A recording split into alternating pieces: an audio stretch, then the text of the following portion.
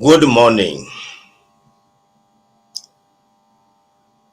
Today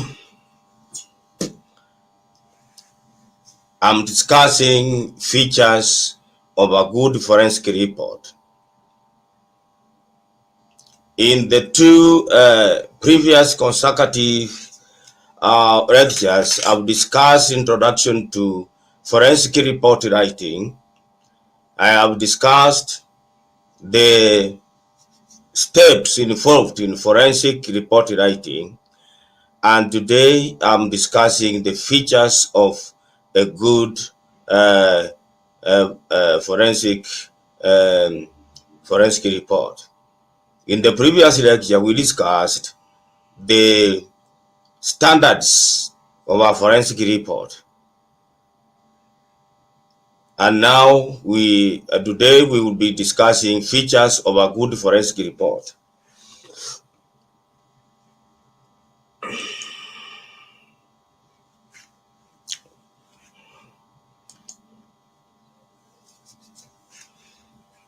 A good forensic report must have the following features. Feature number 1, use of a professional editor. The report must be seen to have been edited by a professionally trained person in editing, the work of editing. The use of a professional editor in the forensic report is highly recommended. A professional editor is very important and can even sign somewhere on the report for having thoroughly edited the report before release or issuance. There is nothing wrong, because as a forensic investigation expert, you are allowed, according to professional best practices, to sign up other professionals, other experts who will assist you to complete a clean job. And one of such experts is a professional editor.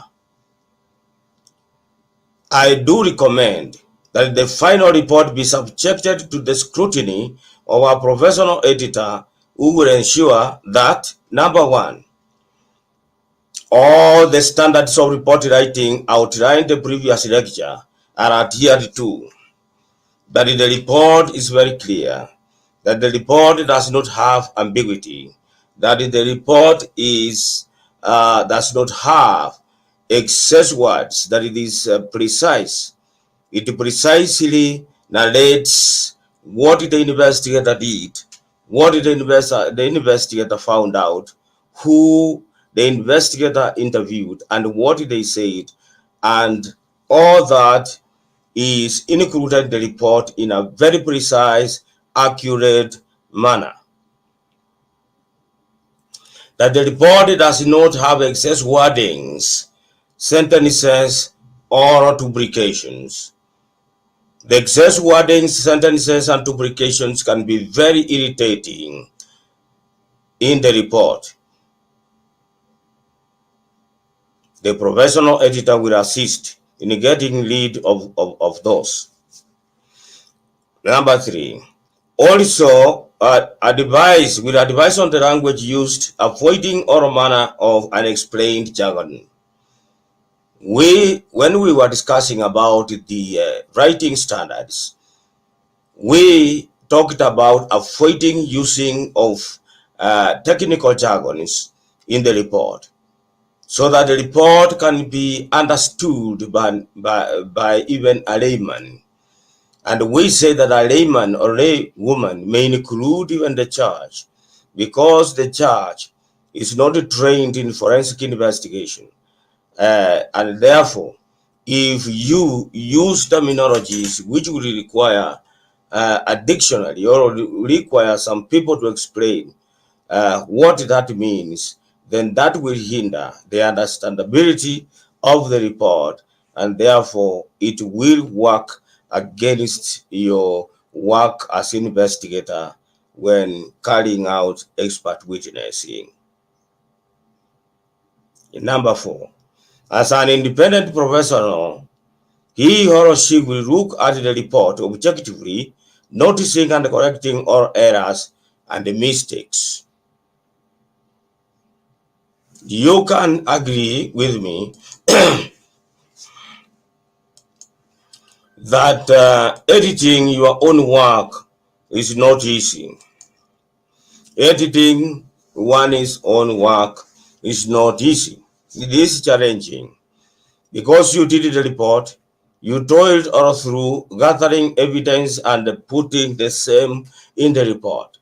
And therefore, you have got used to the wordings, you have got used to the sentences, you have got used to whatever grammar is there. And therefore, it is very challenging for you to edit your own work perfectly. Therefore, you need the professional editor to take that challenge away from you. Forensic reports are private as long as they are not presented to court. This is a fact. When you sign the report and release it to the client, you write in the cover letter that private and confidential. But for how long will the report be confidential? We have already noted that the report will remain confidential in the files of your client as long as it is not required to be presented in a court of law. But if the case finds its way to a court of law and the court orders for the release and the production of the report in court, then it will become a public document that can be picked and be serialized widely on print, electronic, and social media. And therefore, if the report is not well edited, if the report did not have the touch of a professional editor, then you are going to be in trouble. Your reputation as a forensic investigator, as a professional, it is going to be at risk if errors, glaring errors, will be picked and be explained and serialized widely in the public.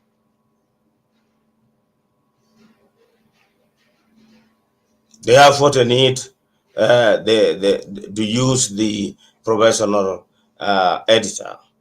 Your opinion section should be reviewed for clarity and logic, because the opinion should be factual and it should be based on undeniable evidence, tangible evidence, evidence that cannot be easily denied, so that your opinion is properly supported in clear and precise language.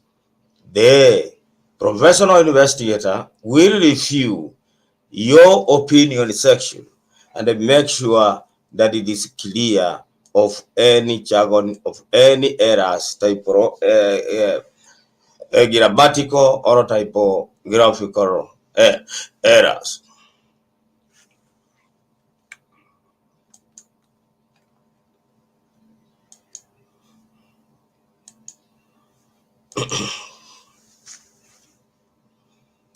Feature number 2. You will note that the report or the features of a good report are divided into 2, according to my understanding.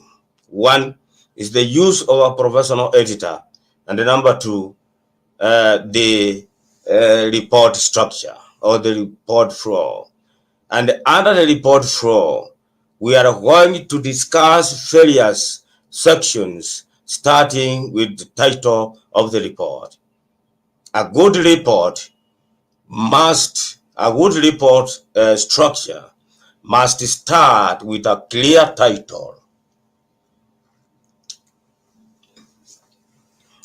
The title should be very precise, but it must bring out or tell whoever is looking at it the content of in the report. Number 2, there is introduction. We are going to discuss in details what will be included in introduction. C, executive summary.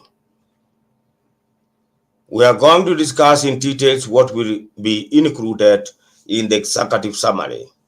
Findings, D, that is D, findings. We are going to discuss in details what will be found under the findings section. E, limitations. We are going to discuss what will be outlined in the limitations section. F, recommendations. We are going to discuss what the recommendations section will contain. And G, expert opinion. We are going to discuss what the expert opinion section will contain or will be comprised of. And then H, signature of the lead investigator and the most probably of the professional editor. In the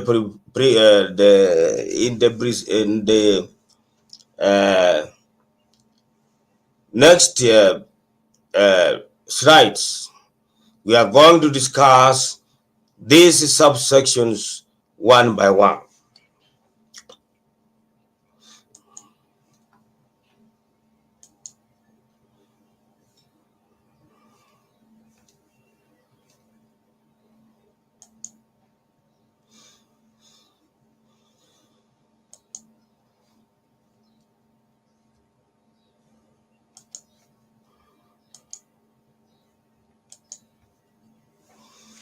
Title of the report. The title must depict the content of the report clearly, such that any person looking at the title is able to know what kind of content is in the report. It should have few words, but it is descriptive enough. People looking at the title must understand that the report is about investigation of case X, for instance.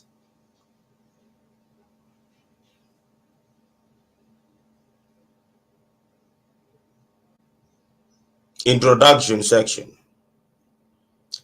The following will be summarized as follows.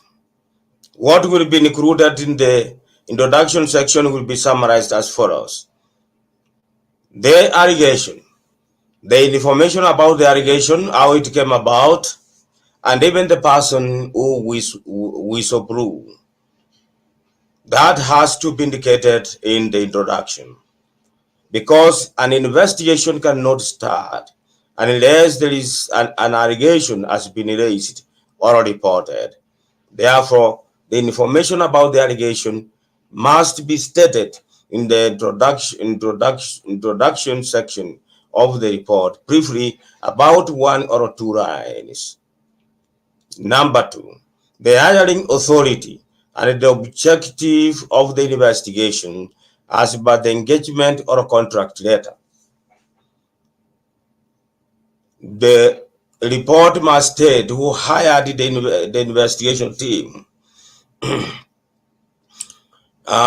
it is CEO, and it is usually the CEO or the chairman of the board, you have to state what the authority of the hiring authority was and the objective of the investigation as per the engagement letter, because the authority or the hiring authority will be indicated in the contract letter, and therefore this information will be extracted from the contract or engagement letter.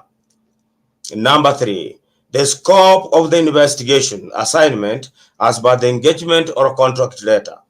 The scope will also be quoted from the engagement and the contract letter. Number 4, the investigation team members. The investigation team members must be listed, starting with the lead investigator. it is recommended that the list also include short description of the qualifications of each and every member, so that whoever is looking at the introduction will know at a glance that the people who were involved in the investigation were qualified to carry out the assignment.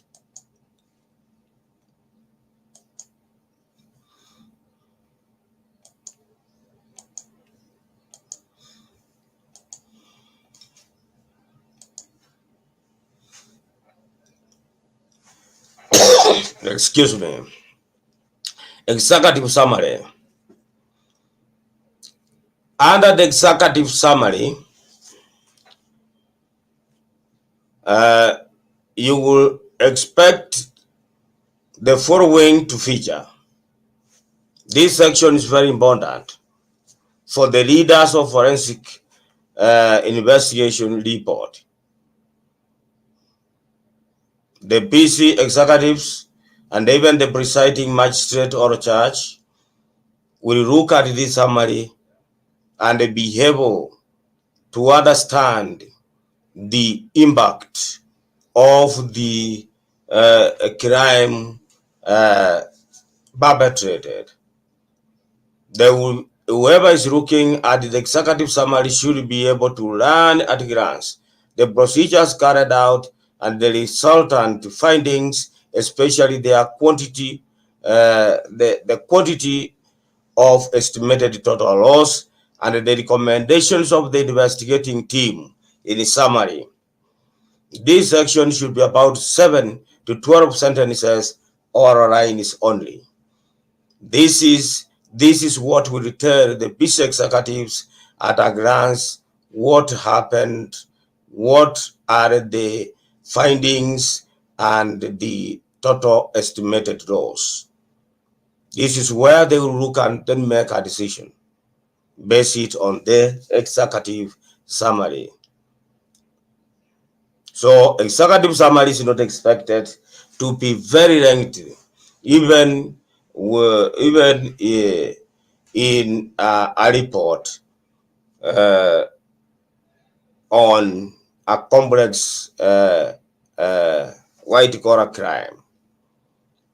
It has to be summarized to few lines, and if it must be lengthy, then it should be one paragraph or two, not more than that. Findings section. Findings.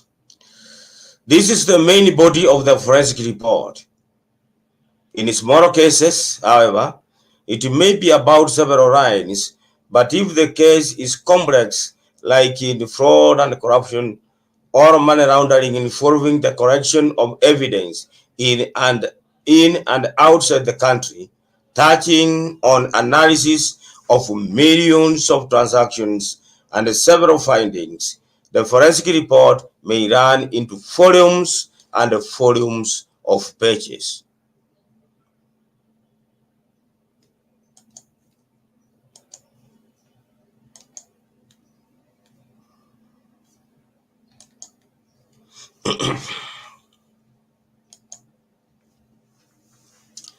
In this section, the lead investigator will give a detailed narration of the procedures and tests carried out and the resulting evidence gathered in form of physical and digital exhibits. He or she will give details of the witnesses and the suspects interviewed and the resulting witness statements and the confession statements by the suspects.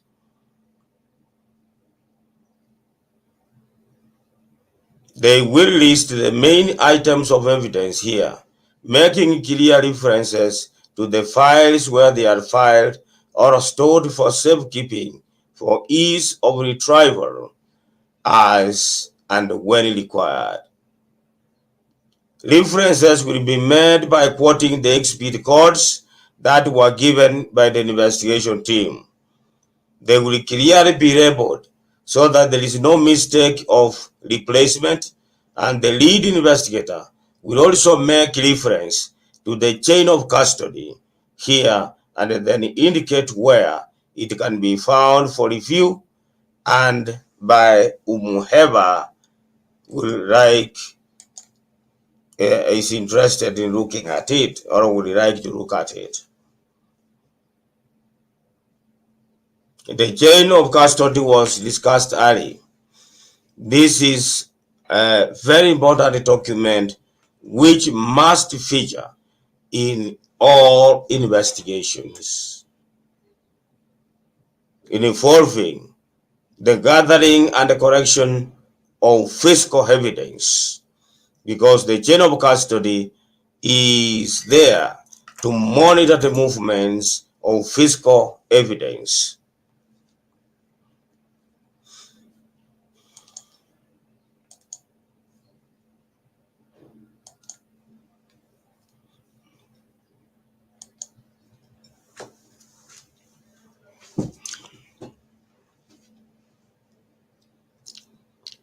This is where the principal witnesses and the suspects would be listed alongside what they said about the allegation.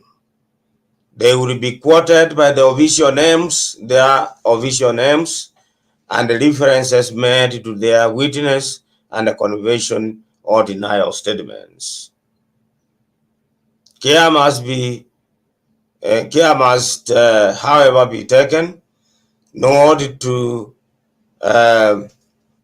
to give boring accounts of what happened and what the findings are.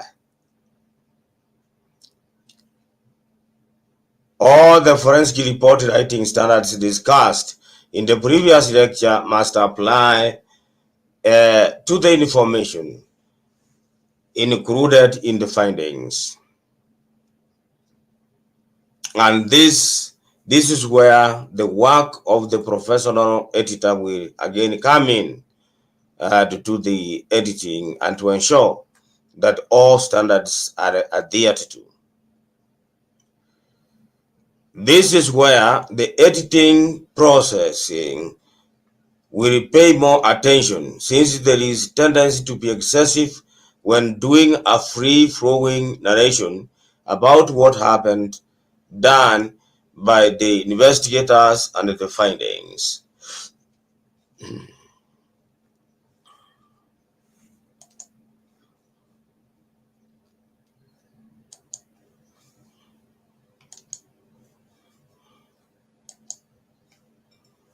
Limitations section. This section will outline the limitations and the constraints that prevented the investigation team from carrying certain tests or investigative procedures for the successful completion of the forensic investigation assignment. They will then recommend further investigation in such areas. The following are what may limit the work of the investigators. Time constraint. You will agree with me that the report must be concluded at some time or within some time and a report given. So the investigation assignment cannot go on and on and on and on forever. There must be the start and the start and the end time of the investigation. And therefore, even if the investigation will have a lot to do, the investigation must stop somewhere. You will realize that during the investigation, more information could be coming up, more and more leads to evidence might be coming up, But remember, the investigator, the investigation team, and the client entered into a contract to complete the investigation assignment within a given period, and then hand over the report. And that time is attached to a cost, and therefore the time cannot be extended indefinitely. There will be cost escalation clauses because extended time, but the time cannot be extended definitely, and therefore some areas might remain untouched or untested or unexamined, not examined, and therefore that will remain outstanding for those who will come to carry out the prosecution, to carry out further investigation in such areas. And therefore, the lead investigator must indicate what he and his team did not do due to time constraint. Number 2 is cost constraint. The cost may also limit the continuous execution of the assignment. The client might get exhausted. The budget for the investigation might be overstrained, and therefore the client will advise to just wind up and give the report up to where the investigation team have reached. And therefore the hanging areas, or the areas not touched by the investigators and one necessary for the investigation team to complete the assignment perfectly must be indicated in the report for further investigation by the prosecution team.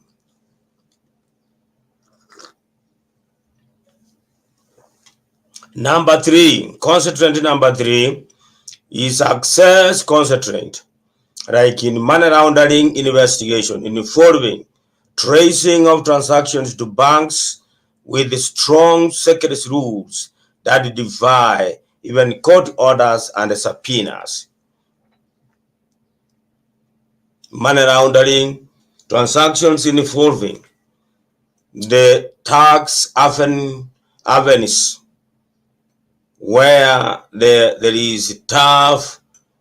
are tough secrecy rules may prove a challenge and very costly, and therefore the investigation will stop within the timeline is given, and then the investigation team will have to indicate in the report why they stopped investigating and what information they were looking for, so that the prosecution team may consider whether or not to carry out the further investigation procedures in such areas to see whether they can be able to succeed to get the information for prosecution purposes.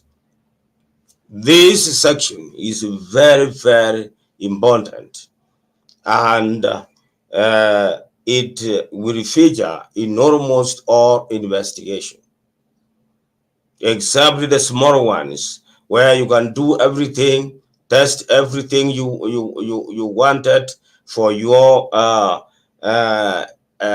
evidence or investigation purposes, and then you give a report. Therefore, this limitation will not be featured in the report, and that will be very, very, very rare.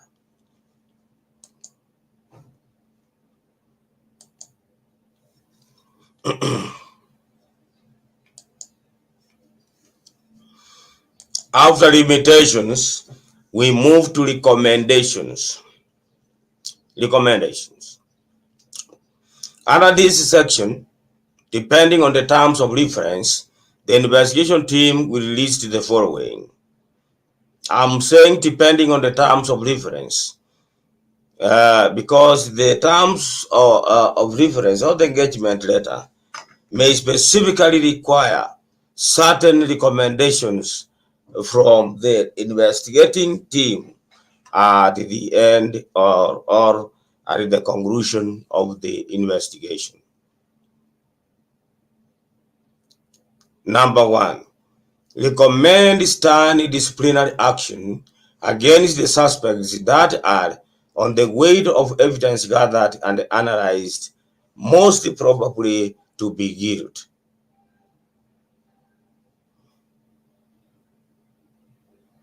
The investigation team, through the lead investigator, must recommend for stern disciplinary action against the suspects who are most likely to be killed. Number two, recommend the principal suspects who are considered most likely to be guilty, going by the weight of evidence gathered and the testimonies of the principal witnesses, to be forwarded for prosecution.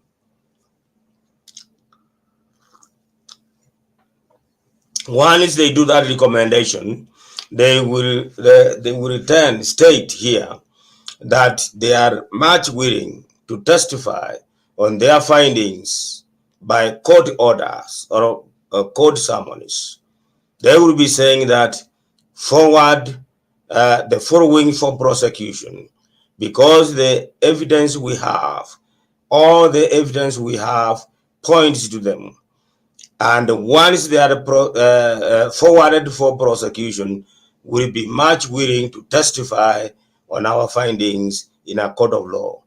And the to go to court to testify, the investigator, the principal investigator, the person who signed the report must appear in court by summons only.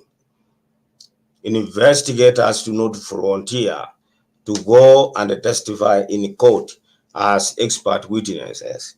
They go to court to testify by summons, court summons.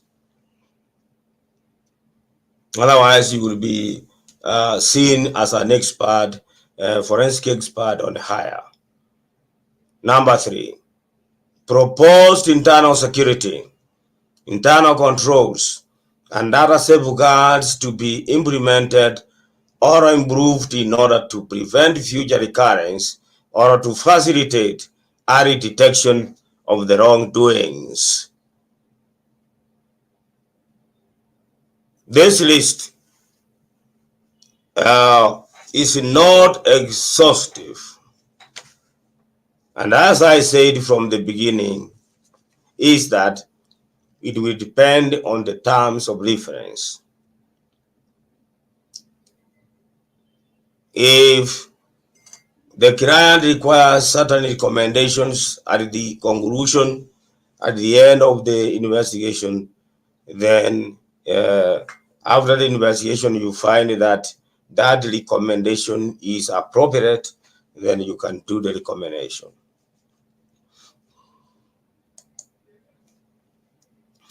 Can give the recommendation as per the client's request.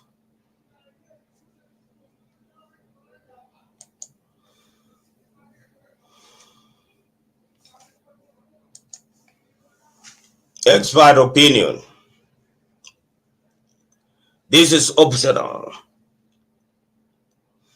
This can be included if and only if the forensic investigation was ordered by the court and the terms of reference included the expression of an expert opinion. Otherwise, the investigators would be expected to keep opinions to themselves and then let the court or jury decide on the weight of evidence presented.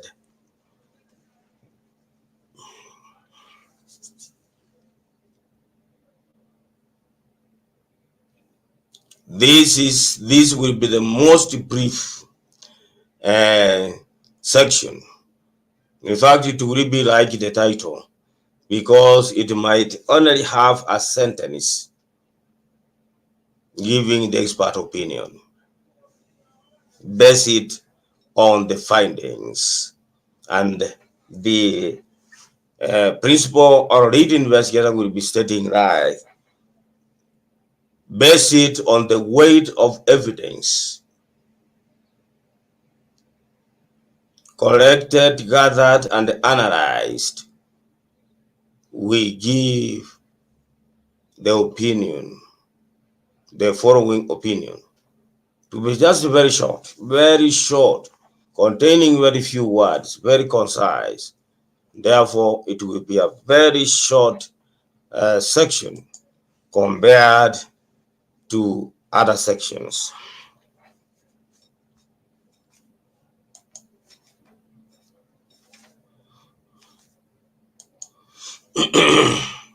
Sorry.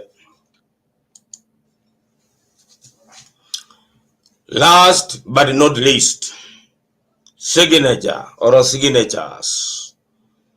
Lead investigator.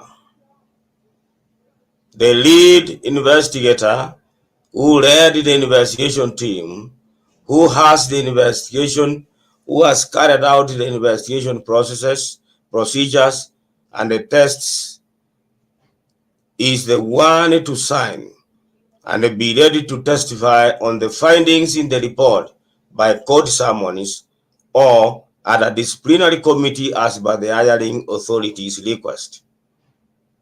No other person, no forensic manager who sat in the office throughout the investigation and did not know what was going on will come to sign the report, because whoever signs the report is the one that will be summoned to testify. And if you are summoned to testify because you signed what you did not know, then you are going to be embarrassed in the court of law. You are going to be partly embarrassed. So the person who did the investigation, led the investigation, knew of all procedures, processes, and the test is carried out, is the one to sign, so that he will be testifying, if called upon by the court summons on the findings. He knows the findings. He knows. The professional editor may also sign the report at the far right bottom corner of the report as editor. No harm will this signature do to the report. It will only be testimony that the report was professionally edited.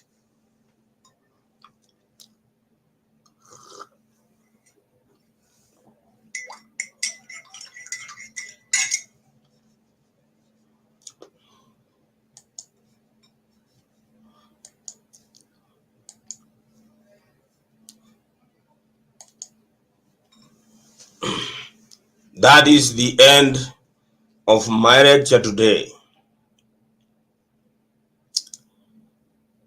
The three lectures I have done on forensic report writing are not exhaustive, and therefore the students and even members are advised to carry out more research on forensic report writing so that they can have the full knowledge and experience on forensic report writing. I have discussed the introduction to forensic report writing, discussed the standards of report writing, and I have finalized the discussion on report writing by this lecture on the features of a good report. I've now come to the end of my discussions or my lectures on the 9 steps of forensic investigation process. My discussion through the 9 steps of forensic investigation process has covered many of the modules of the Forensic Investigation Masterclass. I have covered module number 2, module number 3, module number 4, module number 5, module number 6, and module number 7. What remains now to be discussed is investigation methodology, and expert witnessing. I will, in the next lecture, discuss investigation methodology and expert witnessing. And that is where I will conclude my lectures that will fully cover the Forensic Investigation Master Class course outline. Therefore,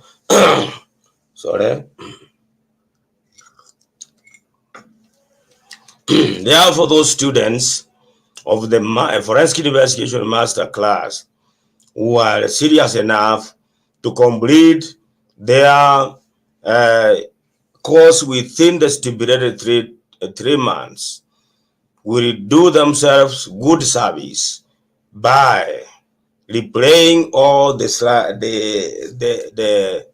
lectures, listen to them carefully, take notes, read the notes already given to them so that they can master the course content thoroughly and then respond to the questions. I have also been sharing progress tests. I've shared progress tests 1 and 2, and soon, even today evening, I might share progress test number 3. All these tests must be attempted by serious students who would like to complete their Forensic Investigation Masterclass within 3 months to avoid penalties. Because, as I said from the beginning, and I've repeated saying, is that we are not going to allow the Forensic Investigation Masterclass students to continue being students forever. They must complete the course within 3 months, because it is completable within 3 months. Because according to our experience, the course is even completable within 2 weeks of serious reading, because it is a seminar course which can take only 3 days full time to complete. So it was, we allowed 3 months because most of the masterclass students are either full-time university students or full-time working executives, and therefore very busy.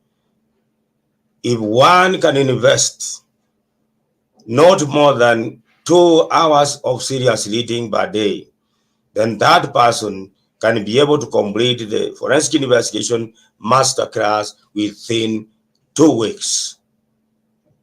So effective 1st of April, any student that completes the Forensic Investigation Masterclass outside the 3 months period will be penalized heavily. Thank you very much for listening, and bye-bye.